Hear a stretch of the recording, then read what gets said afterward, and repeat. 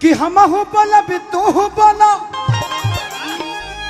तो कुछ बतियाली हल जाओ तो हम हूँ सटब तू हूँ सटा क्या बोले? तो हम हूँ सटब तू हूँ सटा। अच्छा अभी भी मन करता है आपका? अब पंच लाइन मारने का मन आपका नहीं कम करता।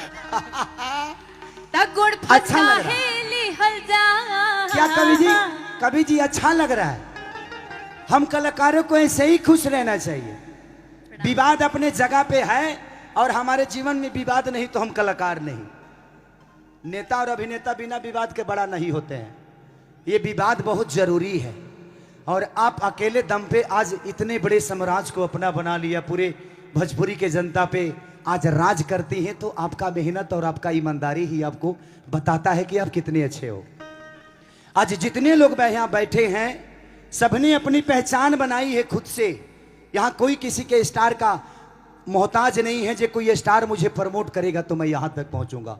चाहे वो राइटर हो, चाहे वो सिंगर हो, या कोई गायिका हो, या कोई हीरो हो, या कोई हीरोइन हो। सबकी अपनी मेहनत और अस्तित्व होते हैं और आप उसके मिसाल हैं। दिल से प्रणाम है। कैसे ही मेरे पे दया दृष्टि बनाए रखिएगा। थैंक यू वेरी मच। आप भी कभी भी कुछ भी हो सकता है, समय है।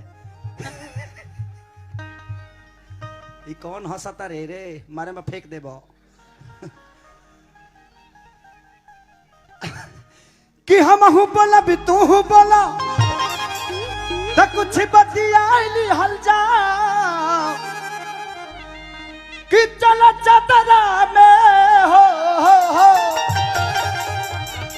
तो चला चादरा में यादरा मनाली हल जा। चला चादरा में यादरा मनाली हल